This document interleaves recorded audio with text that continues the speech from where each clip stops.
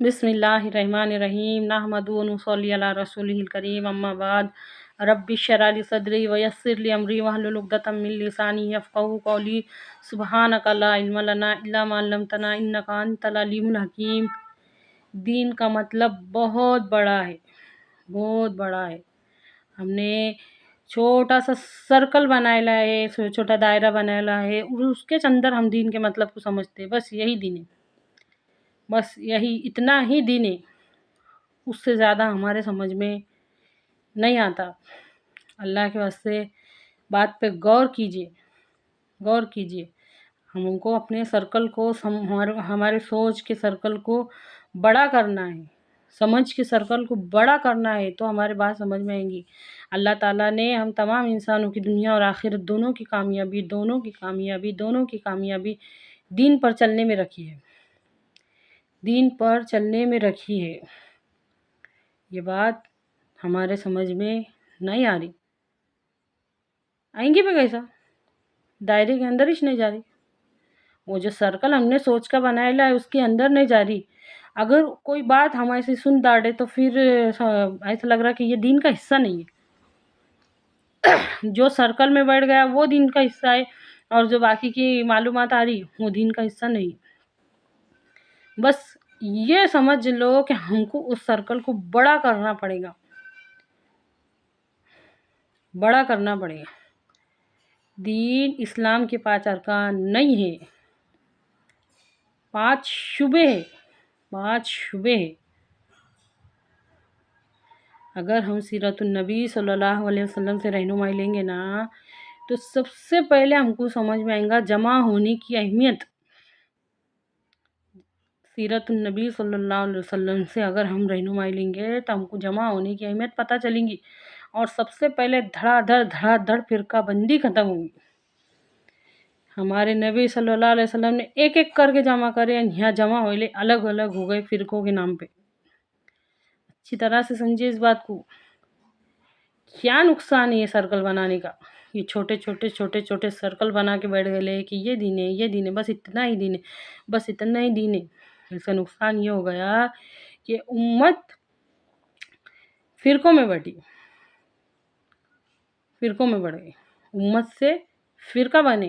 अभी फिरकों से वापस उम्मत जब ही बन सकते जब वो सर्कल बड़ा होगा और हमको समझ में आएगा कि आखिर हमको करना क्या है। सीरतुन नबी सल्लल्लाहु अलैहि वसल्लम से अगर हम समझ लेंगे तो हमको समझ में आएगा।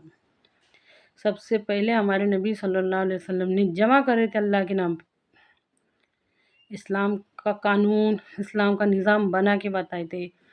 माशरात कैसी होनी चाहिए, क्या माशरात बनाने के वास्ते जमा नहीं होना पड़ेगा, क्या मामला सुधारने के वास्ते जमा नहीं होना पड़ेगा, क्या अखलाक लोगों को दुनिया को बताने के वास्ते कि हम अल्लाह के वास्ते एक कैसा हो सकते हैं, अल्लाह के वास्ते कैसा कैसा अच्छा रहा जाता, अखलाक क्या इसके वास्ते एक नहीं होना पड़ेगा। जब भी हमारे नबी सल्लल्लाहु अलैहि वसल्लम ने दुआ करे, उम्मत के वास्ते दुआ करे, उम्मत के वास्ते दुआ करे, कभी फिरके के वास्ते नहीं दुआ या अल्लाह मेरे फिरके को जन्नत मिला, या अल्लाह मेरे फिरके को जन्नत मिला। एक दुआ है ऐसी, सारी उम्मत के वास्ते दुआ करे, मेरे उम्मती, मेरे उम्मती। अच्छी तरह से समझिए इस बात को। फिर उसके बाद हमको मामलात की भी समझ आएंगी, फिर माशरात की सब भी समझ में आएंगी।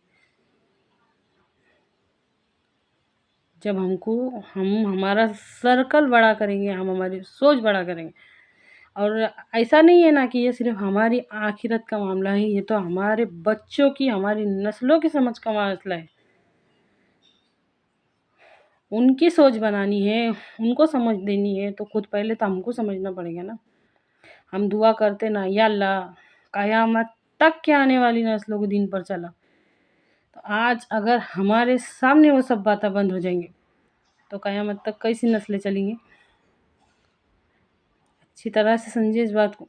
हमारे नबी सल्लल्लाहु अलैहि वसल्लम का इरशाद है कि कुर्बे क़यामत मेरी उम्मत में ज़िना आम हो जाएगा, निकाह मुश्किल से मुश्किल हो जाएगा, ज़िना आम हो जाएगा। क्यों होगा? बेहयाई होंगी तो ज़िना होगा ना। माशरत बनाने पे किसका ज़ोर है? جس قوم کی معاشرت برباد ہوتی ہے وہ قوم دنیا سے مٹ جاتی ہے۔ اچھی طرح سے سمجھیے اس بات کو، یا تو سب اپنے اپنے الگ الگ فرقے بنا رہے ہیں۔ معاشرے پہ دھیان کس کا ہے؟ کسی کا بھی نہیں ہے۔ اللہ کے واسطے بات کو سمجھو، اے اللہ کہنے سننے سے زیادہ سوچنے سمجھنے کی، غور و فکر کرنے کی توفیق دے، اور ہماری قوم کی آنکھوں کو کھول دے، آمین۔